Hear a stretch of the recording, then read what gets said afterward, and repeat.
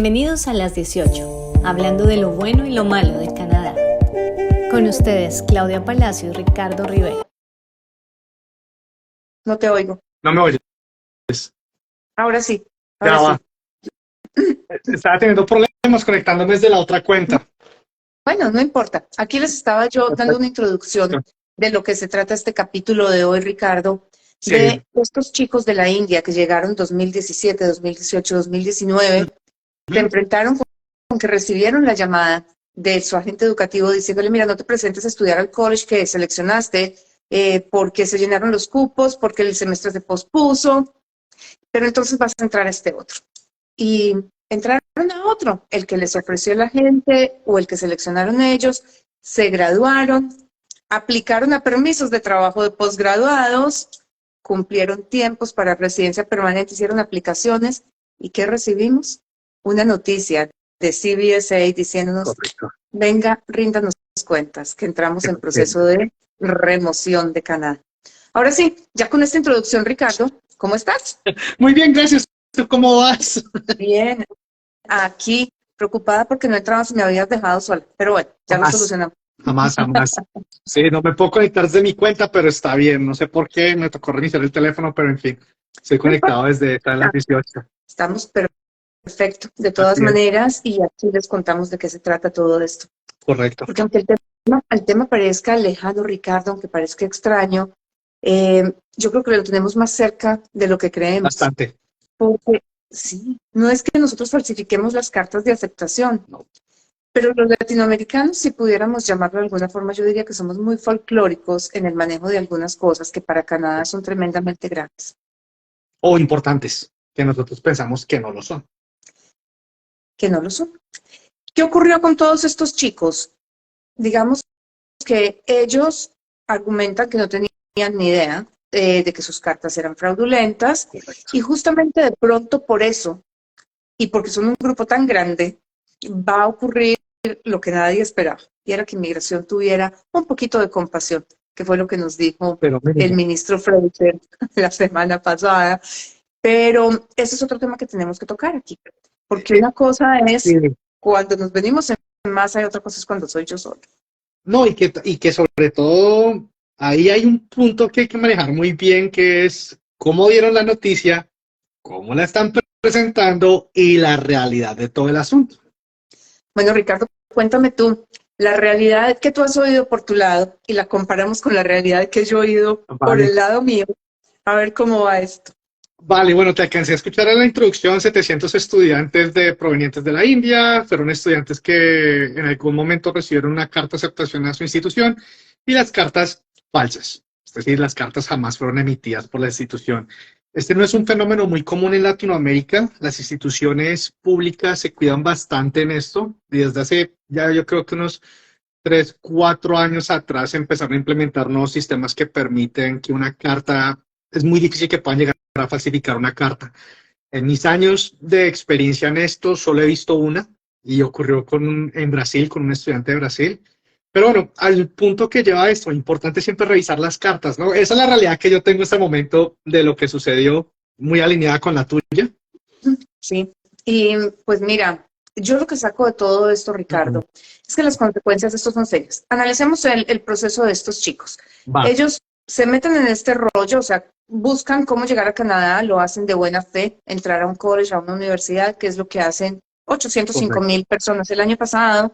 Llegan acá, se encuentran con esta realidad de que alguien les entregó un documento fraudulento. Correcto, sí. Justamente porque son un grupo tan grande, son 700 personas, digamos que hay muchos grupos involucrados. Sí. O sea, se crearon grupos de soporte que han salido a la calle a protestar, a pedir que el gobierno tome cartas en el asunto y no sancione a este grupo de muchachos porque ellos no tienen la culpa. El gobierno de Punjab, o sea, habló con el gobierno canadiense, le pidió oficialmente en un comunicado que se tengan en cuenta razones de humanidad y compasión con estos muchachos que fueron Correcto. defraudados por un tercero, o sea, ellos no iniciaron este proceso y de acuerdo con las declaraciones de la gran mayoría de ellos no sabían que estas cartas eran fraudulentas. Correcto. Y viene también la Asociación de Estudiantes Internacionales en Canadá a respaldarlos y obviamente el público, porque esto es Canadá, o sea, es un grupo muy grande. Y pensar que 700 personas se pusieron de acuerdo para meter la misma mentira, pues es como complicado, ¿verdad? O sea, Correcto. tiene que haber sido que realmente las cosas pasaron como fueron. Y esa es la realidad que estamos viendo hoy. El ministro la semana pasada se pronuncia y dice, porque el comunicado oficial era se van, o sea, de aquí se van. Correcto. Y se emitieron Deportación. órdenes de deportación, y esto ha sido una pelea gigantesca, y hay abogados metiendo ¿cómo se llama? Cuando se detiene la deportación, Ricardo. Un state of removal, y después apelando a estas decisiones de CBSA, que es el que hace las deportaciones y todo lo demás, Correcto. para poder ver a ver qué se hace con estos chicos.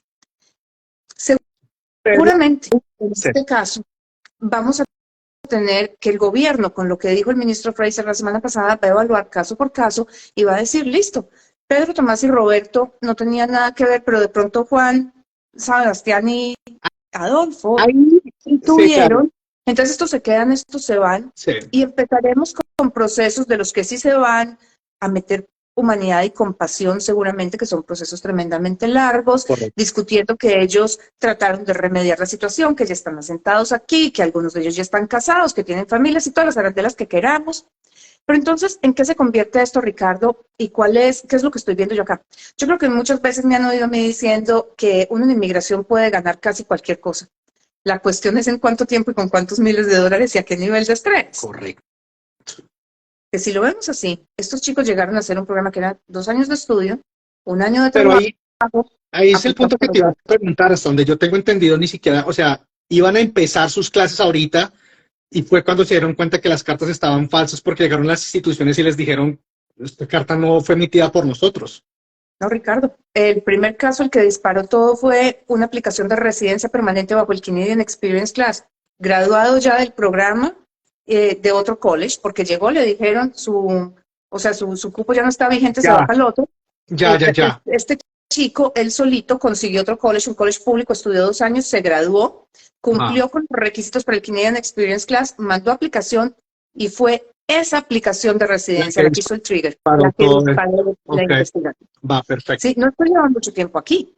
Esto lleva ya ratito. Sí. Y ese es uno de los puntos que yo quiero tocar aquí. El hecho de que no pasó inmediatamente, yo entré, no significa que no va a pasar, porque es que... Sí, es el punto del programa, del episodio de hoy. Sí, porque es que inmigración, primero, se demora en sus investigaciones porque las hace a profundidad, claro, y segundo, guarda récords de todo. Entonces, estos chicos, digamos que mal que bien van a salir bien librados, por lo que yo te decía, Ricardo, es poco probable que 700 personas se hayan puesto de acuerdo para la misma mentira, y porque hay un grupo de soporte muy grande, o sea, hay gobierno de la India respaldándolos, están las organizaciones defensoras de estudiantes, están abogados, está de todo. Pero, ¿qué podemos aprender nosotros de todo esto? Y es, como te decía yo ahorita, nosotros somos muy folclóricos, y nosotros tomamos las cosas muy a la ligera. Y es muy frecuente que en una consulta a mí me digan, bueno, mira, yo trabajaba, por ejemplo, por hora labor, pero mis contratos eran de 11 meses y se vencían y después 1 mes y medio o 2 meses después me lo reanudaban, pero no te preocupes que yo consigo la carta. O estamos con el papá de los muchachos que se van a venir a estudiar y hacemos una evaluación y decimos, bueno, como no tienes experiencia laboral en país de origen, va a ser un poco más difícil llegar a los puntajes, tal vez si trabajas este año en tu país y ya vienes el año entrante cuando tengas 1 año de experiencia mejor. Y la pregunta viene incluso de los papás, cuando dicen, bueno, ¿qué se necesita para probar esa experiencia? Las cartas de referencia laboral. No se preocupe que yo tengo un amigo y la consigo. Exacto. Otro caso típico es, voy a aplicar el permiso de estudio, no tengo arraigo, entonces yo me consigo una carta que diga que me van a guardar un trabajo para cuando yo regrese. Correcto. Y no está muy lejos de lo que pasó con los chicos de la India, porque sencillamente es un documento que no es real. Es lo mismo, viene siendo lo mismo, es un documento que no es real, exacto. Y lo que pasa, Ricardo, es que, como te digo, inmigración tiene una memoria de elefante, larguísima. Entonces, no es que me aprobaron el permiso de estudio y no se dieron cuenta. Aplicaron para el PWP y no se dieron cuenta. Pero aquí, por ejemplo, yo tengo una pregunta, a ver si has oído algo del tema. Es decir, yo entiendo que a esos estudiantes les permitieron quedarse, pero al momento no ha pasado nada más. Estos estudiantes tienen que llegar a un punto donde tienen que aplicar tal vez a un PGWP que de pronto se los otorguen, pero en el momento de aplicar una residencia permanente, a la final los estudiantes cometieron fraude y de acuerdo a las normas es responsabilidad del aplicante en todo momento. Sí, puede que tu aplicación vaya firmada por un tercero y todo esto, pero a la final es tu responsabilidad. Ahí no había aplicación firmada por un tercero porque ellos trabajaron con un consultor no regulado. Entonces la aplicación de ellos venía firmada por ellos mismos, es decir, la persona sigue siendo 100% responsable. Claro. Ahora mi pregunta es, en el momento que el gobierno sea laxo en un caso de estos y le permita a un estudiante de estos aplicar una posible residencia permanente con un documento falso, que es misrepresentation, ¿esto no abriría una caja de Pandora para que todos estos casos que han venido a través de los años donde se han subido a Corte Federal y dicen, pero es que yo no tenía ni idea que el documento era falso, los vuelvan a abrir? Ahí es donde yo creo, Ricardo, que tenemos, o sea, donde estos chicos pueden ganar, porque es una cosa más, porque son 700 personas peleando por exactamente lo mismo. Sí. Y donde el documento viene de una sola, o sea, el documento fraudulento fue generado por una sola compañía. Correcto, una sola agencia.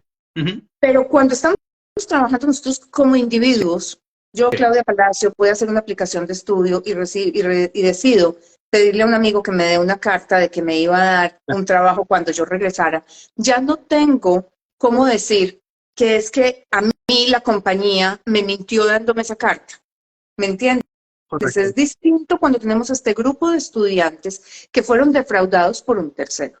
Porque lo que ellos están diciendo es nosotros no sabíamos. Una cosa que tienen de ventaja estos chicos es que ellos llegaron, cuando se encontraron aquí con que no tenían colleges, porque sencillamente no había sillas para ellos lo que hicieron fue buscar ellos mismos o a través de otra compañía un programa de estudio y estudiar. Claro. Entonces, esa es la gran ventaja que tienen ellos, aunque tú tienes toda la razón. De unos sí son de aplicante, eso es lo que dice la ley, la responsabilidad es del aplicante. Claro. De verificar que todos sus documentos estén al día, en orden y que sean legítimos. Entonces, eso es justamente lo que los tiene al borde de la deportación. Pero como te digo, es un grupo tan grande y defraudado por una sola persona que tienen el respaldo del gobierno del Punjab, tienen el respaldo de la Asociación de Estudiantes Internacionales aquí en Canadá y obviamente tienen los abogados peleando. Pero mira lo que estamos hablando. Este primer muchacho llegó en el 2017. Lleva en investigación desde hace rato. Es que ya lleva 6 años aquí, Ricardo. 6 años. Este muchacho estudió los 2 años. Este muchacho se graduó. Este muchacho trabajó el año, aplicó para la residencia. O sea, lleva 4 años, cumplió con su proceso y lleva otros 2 en investigación. Con la guillotina al cuello diciéndole usted se va a ir. Él fue el que destapó la olla. Y cuando se destapó la olla, fue que empezaron los grupos a armarse a apoyarlos, porque es que 700 son mucha gente. Pero ¿cómo puedo yo, Claudia Palacio, pedirle soporte a cualquier organización o al gobierno de mi país, a Colombia, para decirle, no, mira, lo que pasa es que cuando yo fui a pedir un permiso de estudio, yo no tenía arraigo, entonces la compañía X me dio una carta, pero a mí me mintieron. Porque a mí me dijeron que me iban a guardar el trabajo y no me lo guardaron. Cuando Inmigración cogió el teléfono para verificar, le dijeron que no. ¿Tú crees que haya un gobierno de mi país que me vaya a apoyar? No. Cero. Eso no va a pasar. Entonces, ¿qué hace Claudia? Empezar a pagar abogados para pelear en todas partes. Que es lo mismo que les está pasando a estos chicos, aún con el respaldo que tienen. Este proceso de ellos se va a convertir en un proceso. Este chico, el primero que lleva 6 años aquí, se va a convertir en un proceso de 8 o 10 años. El abogado que tiene que pagar ahora para que lo defienda, no se lo pone el gobierno. Ese no es gratuito. Ellos mismos Entonces, un proceso que hubiera podido ser un proceso de 3 años, se va a convertir en un proceso de 8 o 10 años, justamente porque hubo fraude involucrado. Y esto es lo que puede pasar, Ricardo. Cuando nosotros usamos ese tipo de favores, ¿quieres llamarlo así para que no suene muy agresivo? Cuando yo le pido a mi amigo que me escriba la carta, porque no es solamente una carta, Claudia. Exacto. Es una carta que no es real, es una carta que no es genuina. Y eso para inmigración es imperdonable, porque es que el cargo que van a tener estos chicos, o que tienen estos chicos en este momento, es lo que conocemos nosotros en inmigración como misrepresentation. Misrepresentation, exacto. Tergiversar u omitir información. Y eso en Canadá no tiene perdón. O sea, eso, por más que nos digan, no me preocupe que usted se va por esta razón, tiene una penalidad de 5 años, pero puede volver a aplicar. La marca no se borra de ese expediente, Ricardo, por el resto de la eternidad. Ya en un sistema sistema queda montado y cada vez que la persona vaya a aplicar van a revisar ese sistema. Y eso es lo que está pasando. Como te digo, somos muy folclóricos. Yo lo veo todos los días de la vida. Yo pido el favor. Yo Lo es consigo quien me la bastante. dé. Yo Sí. hablo con la organización. Y la cuestión es que no es como te digo cuando yo llego inicialmente, porque si vengo con un permiso de trabajo de una vez desde mi país y me hicieron el favor y yo llego, hoy estamos a 19 de junio, si yo llego el 20 de junio y desde el aeropuerto el oficial de CBS coge el teléfono y marca, la persona que me hizo el favor debe saber ¿Qué puede lo que pasar? escribió en la carta antier. Correcto. Pero dentro de 5 años, cuando yo esté aplicando a mi residencia permanente, esa persona ya no se acuerda. O peor aún, ya esa persona no trabaja en esa compañía y están llamando y contestan al Departamento de Recursos Humanos y le dicen, mira, lo que pasa es que Claudia Palacio trabajó con ustedes, compañía X, por 2 años como Marketing Coordinator. Yo quisiera que tú me dijeras ella qué hacía allá. ¿Quién? ¿Cómo y qué hacía también? Esa es la otra, ¿no? Cuando las personas se consiguen las cartas, digamos, con oficios, una lista de sus responsabilidades y resulta que al final la persona no hacía absolutamente nada de eso, hacía algo totalmente contrario, sino que sencillamente la carta se ajustó para poder aplicar de pronto para un permiso de trabajo y que tenía que ser match con las responsabilidades que están en la lista de tiers o NOC, por los que no todavía están familiarizados con el cambio del nombre. Exactamente. Esos son los riesgos, Ricardo. Sí, Y yo creo que exactamente. nunca se había presentado una situación como, pues estoy segura que nunca se había presentado una situación como esta, No, definitivamente. Pero nos da el espacio para poder evaluar este tipo de prácticas. O sea, no es solamente en Latinoamérica, hay muchas culturas que se caracterizan por esto, porque nosotros somos folclóricos y corremos esos riesgos, como te digo. Digamos que queremos venir a Canadá porque es un país donde las cosas funcionan, donde hay una calidad de vida mucho más alta y todo lo que queramos. Y Canadá tiene la calidad de vida que tiene porque se respetan muchísimo los procedimientos, sí, porque tratamos de evitar este tipo de cosas. Entonces, no nos va a perdonar que traigamos esas prácticas aquí. no, para nada. Y como te digo, para mí, yo creo que va a ser muy interesante ver cómo se va a desenvolver esto, si realmente tienen un chance, porque pues por el momento que viene un estudiante, o sea, yo me pongo en la situación ahorita y analizando la ley, son estudiantes internacionales que vinieron a Canadá a estudiar, que sí tienen derecho a un PGWP, a un permiso que les pueda dar la posibilidad de quedarse y extender su estadía acá meses que trabajan. Pero ya terminando, ¿qué? Terminando, ¿qué? Sí, o sea, puedes aplicar una residencia, pero no es obligación por parte del gobierno otorgar esa residencia permanente. No, no es. Ahí, No ahí, es. ahí es donde yo veo el riesgo todavía, porque a la final, pues era una intención legítima de estudio en Canadá, se demostró con una carta de intención para obtener un visado, en la cual, asumo yo, en ningún momento se expresó de manera explícita que la idea era quedarse en Canadá después de culminar el programa de educación superior. Asumo yo. No, y lo que pasa, Ricardo, es que es claro, o sea, eso es tema para otro día porque es el famoso dual intent. Correcto. Ya todos oímos hablar del dual intent, ya todos lo sabemos, ya salió publicado en todas partes, ya le hicieron todo el bombo, ya dijeron, díganle de una vez a Canadá que ustedes se van a ir. Hay una diferencia muy, muy grande, Ricardo, entre yo tener la intención de ir a Canadá para quedarme Sí. y otra muy distinta es, yo voy a ir a estudiar porque eso podría abrir un espacio para mí, pero mi intención siempre va a ser crecer profesionalmente, que yo creo que ahí es donde estamos equivocados. Ya.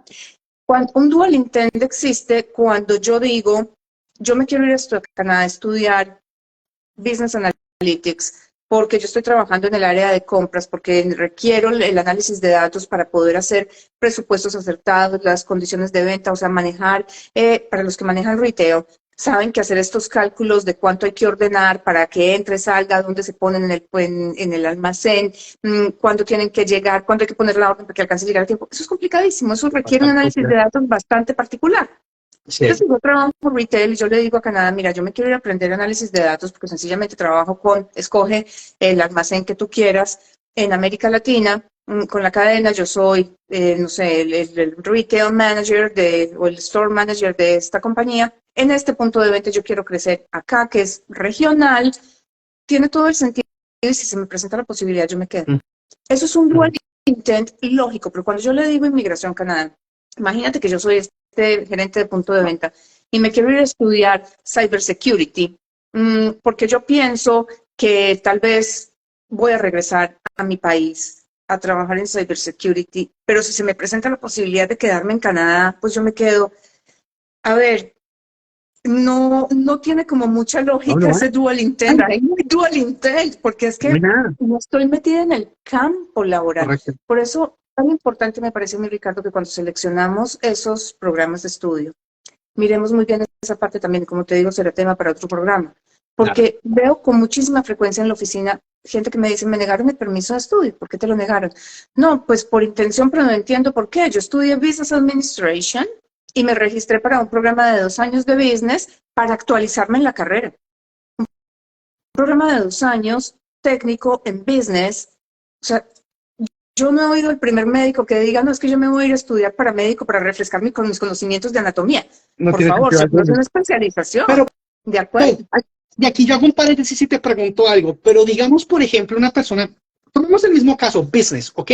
Tenemos una persona que estudió un pregrado de 4 años en negocios y si un programa de 2 años, un diploma o un advanced diploma de 3 años, contiene materias que este individuo o este personaje nunca vio en su carrera universitaria, ni tampoco ha tenido la posibilidad de adquirir experiencia en esas materias, ¿cambia el asunto? No, Siempre y cuando lo pueda demostrar en una no, carta de intención. no, ¿Por qué? Ricardo. No, Ricardo. Dime si tú, en tu país de origen, tú que eres colombiano, Ya. si tú tomarías un programa técnico en la misma carrera simplemente porque tiene 20 materias que tú no has visto. Ah, me la pones ¿No? de parrilla porque yo respondería que sí, siempre y cuando esas materias fuesen nuevas y me estuvieran agregando conocimiento actualizado. No, Ricardo, las materias nuevas las tienes en una especialización. Porque es que el Ok. problema de estos programas es que tú te estás devolviendo a ver matemáticas básicas, comunicación básica, no sé qué básico, Sí, economía básica, chan, chan, chan. ok. Y de todas esas vas a ver 8 o 10 que son Business Analytics y qué sé yo, Global Business Management y lo que tú quieras. Sí. Pero el core, el componente principal de ese programa, tú ya lo debes tener porque tienes un pregrado en lo mismo. Y como te digo, tú no te actualizas. O sea, ponte siempre, o sea, la reflexión que yo siempre le pido a mis clientes que hagan es, salte de tu escritorio y siéntate en el escritorio del oficial de inmigración y piensa, o sea, revisa cómo lo Claro. vería él. Salte de tu caso para que no lo justifiques, sino para que lo puedas entender. Piensa qué haría un médico. Tú no eres médico, piensa qué haría un médico. Un médico no se va a venir a estudiar enfermería, ni otra vez medicina, Claro. para poder refrescar sus conocimientos. El médico te va a decir, yo he estado sentado en el escritorio toda la vida porque no ejercí nunca sobre pacientes, entonces me voy a Sí. estudiar,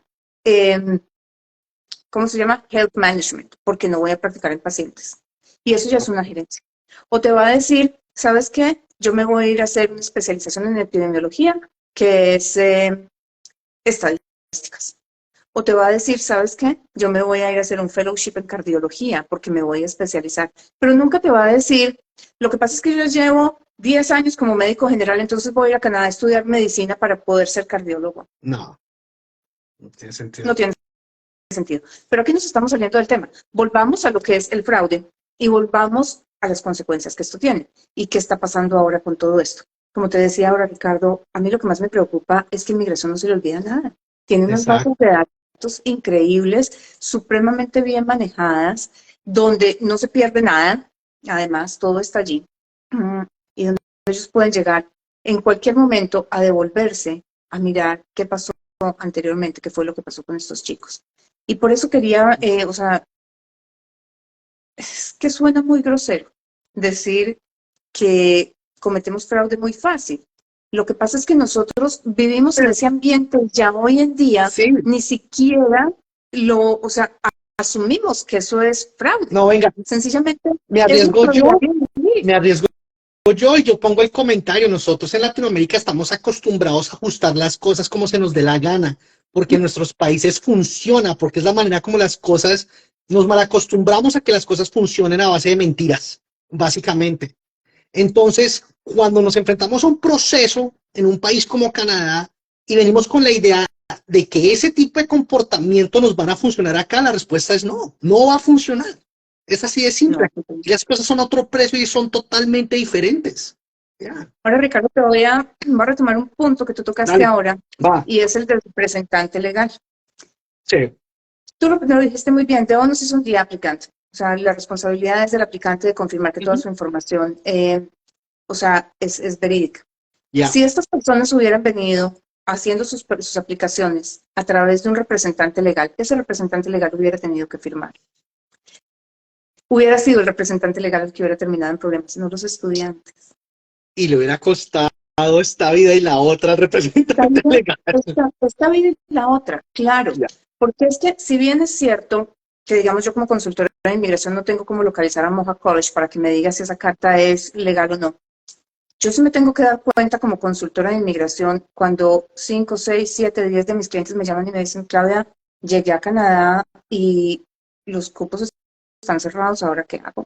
claro, 8 meses después, cuando me llaman y me dicen, tengo que extender porque me tocó aplazar un semestre porque no había. Entonces, sí, ahí mi responsabilidad como representante legal es coger un teléfono y llamar y decir, bueno, aquí qué está pasando, correcto, ¿cierto? Empezar a investigar con el correcto. agente educativo, con quien sea. Pero ahí el representante legal tiene una responsabilidad. Entonces, de ahí la importancia de que trabajen con personas que están reguladas o que asuman las consecuencias cuando alguien les dice, yo les hago la visa, yo le explico cómo hacerlo, pero la manda usted solo. Porque ese es el problema. Ujú, Ese es el problema más grande. Si la carta falsa viene del consultor o viene del abogado, el consultor o el abogado pierden la la licencia. licencia. Y se han visto casos que la pierden, pero todavía siguen trabajando, obviamente no con licencia aprobada, pero igual siguen trabajando. Por Es fuera, lo peor. por fuera. Exactamente. Ya. Pero Ricardo tiene una forma de procesamiento distinto el caso Mm, definitivamente, o sea, no se verían los chicos de la India metidos en el problema en el que están total. ahora, porque lo que se hace es investigar al consultor o el abogado. De hecho, la última investigación o la última persona que perdió la licencia fue un abogado, el anterior fue un consultor, o sea, ahí nos vamos turnando entre las dos profesiones para ver quién y cómo, Sí, sí, quién y cómo la embarra más grande. Eh, pero lo cierto del caso es que las personas que recibieron, o sea, obviamente, si ellos se dieron cuenta de este fraude, van a llevar unas consecuencias porque lo permitieron. claro, Pero el abogado o el consultor también es sancionado y paramos este tipo de práctica, claro. que eso es importante. Porque ocurrió hace, yo no sé, 8 años tal vez, con personas que estaban aplicando para la extensión de sus tarjetas de residencia y que no habían vivido en Canadá el número de días que se Antes, necesitaba, sí, que la compañía, sí, una compañía en British Columbia, les entregó las una compañía extractos bancarios, asiática, de las acuerdo. cartas y todo lo Sí, demás. Y estas sí. personas tuvieron también serios problemas con sus Ujú, residencias, varios las perdieron, otros lograron salvarlas porque tenían los días y todo lo que ustedes quieran, pero otra vez con miles de claro. complicaciones. Pero es eso, o sea, se detectó cuál era, digamos, la organización que estaba cometiendo este fraude y en cierta medida vamos limpiando un poquito el mercado también, Sí, porque es es que cierto. hay mucha gente que es realmente Ujú, víctima. Muchos de ujú. estos chicos de la India yo pienso que verdaderamente son víctimas. ¿Cuántos hayan sido conscientes de que esto era un juego para poder entrar a Canadá? No lo sé. No lo Pero sabremos, yo, no. pero yo sí pensaría que de 700 y todos tienen más o menos una misma historia, las posibilidades de que haya muchos que no tuvieron nada que ver en el asunto es alta. Ok, perfecto. Y ahí también otro punto a agregar, importante, lo mencionaste, trabajar con personas que sepan acerca del asunto, que sean calificadas, pero uno como estudiante, o sea, uno como aplicante a un college canadiense, o sea, llámese público o privado, porque sé que para estos dos sí funciona, las personas pueden tomarse el tiempo y mandar un correo electrónico a la institución y preguntar, apliqué, estoy aplicando a través de tal agencia o estoy aplicando de manera directa, recibí esta carta de aceptación, esta carta es original, esta carta es de ustedes. ¿Por qué ha pasado? Sí, Yo lo he visto mucho, o sea, no tanto para Latinoamérica, pero sí en otros mercados sí lo he visto donde los estudiantes se toman el tiempo, escriben y efectivamente es una carta falsa. Y se ven idénticas, idénticas. La única forma para poder confirmar esto es con el número de estudiante. Entonces, cuando ya le pones el número de estudiante del sistema y te das cuenta que ese número no existe, pues es una carta falsa. Pero es que, como lo decías, si un consultor recibe una carta de estas, no hay forma humana para que este consultor o esta consultora se den cuenta que esa carta es falsa. pero cuando esto te pasa con 10 clientes, Ricardo, No, pues sí, dice que eso cuando ya, el río suena, piedras lleva. claro. O sea, si a mí me llegan a decir 3 estudiantes que llegaron a Canadá y que el día que llegaron les avisó la agencia que no tenían cupos porque estaban llenos, Hay Yo algo cojo el raro. teléfono y llamo a la gente.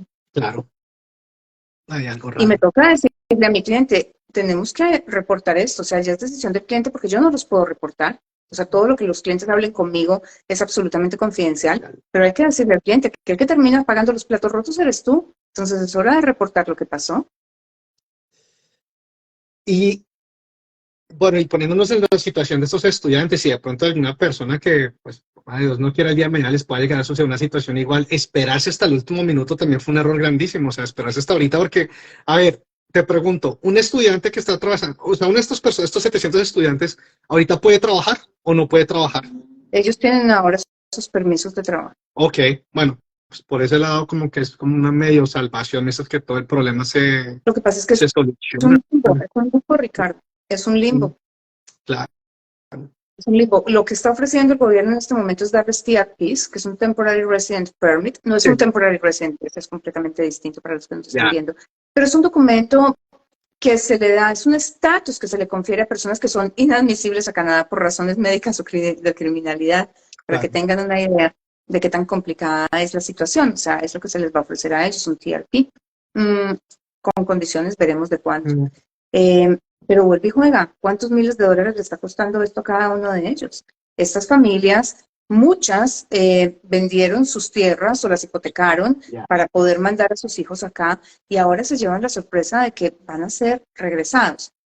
Bueno, como dicen aquí, granted, se van a quedar porque en algún momento, por humanidad de compasión o de alguna forma de presión por parte del gobierno y de las agencias, muchos de ellos sacarán su residencia permanente. ¿Pero a qué costo y en Sí. cuánto tiempo, Ricardo? Un proceso de 3 años se convirtió en 8. Y no- Un proceso que era venir a estudiar, pagar por un permiso de estudio, ahora se convierte en fees de abogados. ¿Tú sabes cuánto cobra un abogado por hora? por Este bajo, tipo de representaciones no es un flat fee. Este tipo de representaciones es por hora. pasa de los miles, pasa de los miles. Eso sí es simple. Y es interesante, yo me acuerdo que una vez te comentaba a ti que cuando uno mira la ley, los casos de ley federal, son muy pocos los casos de estudiantes internacionales latinoamericanos que han llegado a ese tipo de corte pues para establecer decisiones, de pronto una decisión de deportación de un estudiante internacional latinoamericano, porque sencillamente el costo de hacer esto es bastante alto. O sea, pasa por los 5.000 fácil. Una apelación de un permiso de estudio negado, Ricardo, te puede costar fácilmente 5 o 6 mil dólares. Es bastante Ahora dinero. imagínate cuando ya hay un récord criminal, cuando hay un cargo, no un récord, un cargo. No, ya se pone, es otro precio. La cosa es a otro precio, pero por eso la importancia de que sepamos que estamos entregando, Ricardo, y que asumamos las consecuencias de lo que hacemos Claro, también, porque no hay forma, o sea, no hay forma. Cuando es algo repetitivo y viene de un solo sitio, uno dice, bueno, le damos el beneficio de la duda, investigamos. Pero cuando son casos independientes, soporte no van a recibir de organizaciones, soporte no van a recibir de país de origen, y cada uno tiene que asumir las consecuencias de sus actos. Una deportación de Canadá encima de todo lleva como consecuencia pues que queda la marca en el expediente canadiense y de los países con los que comparte información son migratoria. 5. Son Estados Exacto. Unidos, Australia, Nueva Zelanda, UK. el Reino Unido y me falta uno. Hay algunos países de la Comunidad Económica Europea. España fue el último en firmarlo. Oh, ok. Sí, entonces, pues ahí estamos bloqueando medio planeta, Ricardo, así de fácil. No, tenaz. Entonces queda la invitación para las personas cuando empiecen a hacer su proceso, hombre, no hay necesidad de ajustar fechas y pedir favores, hacerlo con Hay en base a necesidad la vida. de preparar un viaje, Ricardo. Te falta un año de experiencia.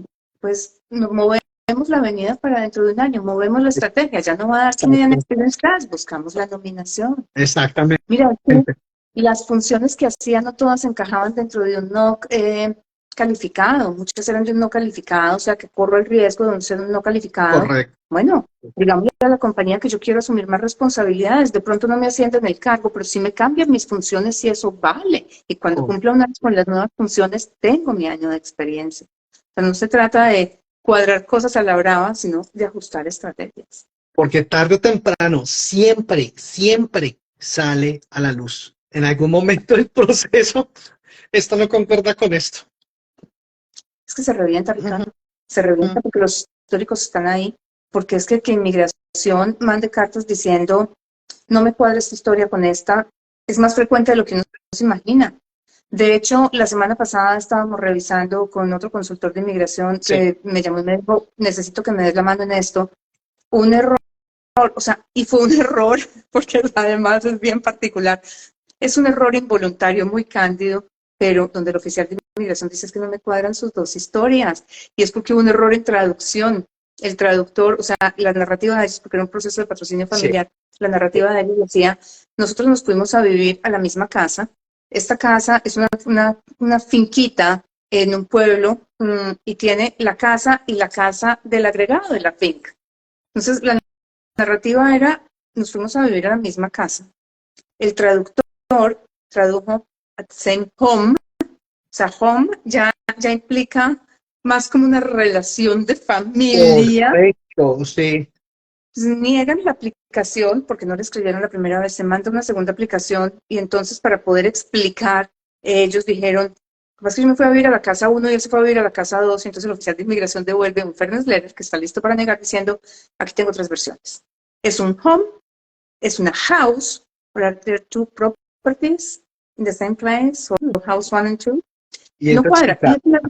Es un error en traducción, o sea, es un error involuntario, pero para que nos demos cuenta de la magnitud de la información que maneja inmigración, Claro. que no les concordó desde la primera vez. Tenaz. Sí. Esto hay que tomarlo en serio, estos favores no valen. Claro. Hacer las cosas más rápido, más sencillas, darle la vuelta al palo, como decimos por ahí, no se justifica en un proceso migratorio, porque es que el proceso no se acaba cuando uno llega a Canadá. Cuando uno obtiene la ciudadanía, o sea, hago el paso de el permiso que sea de estudio, trabajo, después la residencia permanente y luego la ciudadanía por fraude, esa ciudadanía puede ser revocada. Si se descubre que yo obtuve mi residencia por fraude. Entonces, pues nada, lo mejor es que sepamos que esto aquí se guarda récord, que cualquier oficial en cualquier momento del proceso puede entrar a cuestionar mi antepasado o mi pasado migratorio, y si encuentra algo que no le cuadra, pedir cuentas. No. Es mejor hacer las cosas bien desde el principio para que todo salga bien y sin dolores de cabeza.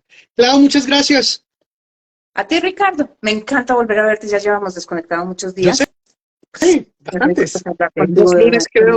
Los lunes que no podemos tener programa, pero bueno, entonces invitando a las personas a que nos acompañen el próximo lunes a las 6 de la tarde por este canal de las 18. Y recuerden, si ustedes tienen alguna pregunta, tienen un tema del cual quieren que hablemos acá en el programa, mándenos un mensaje, déjenos saber qué temas les interesa que analicemos con Claudia y lo haremos con el mayor de los gustos. Bueno, a todos mil gracias por habernos acompañado hoy y nos vemos dentro de 8 días. Un abrazo para todos y todas. Chao, chao.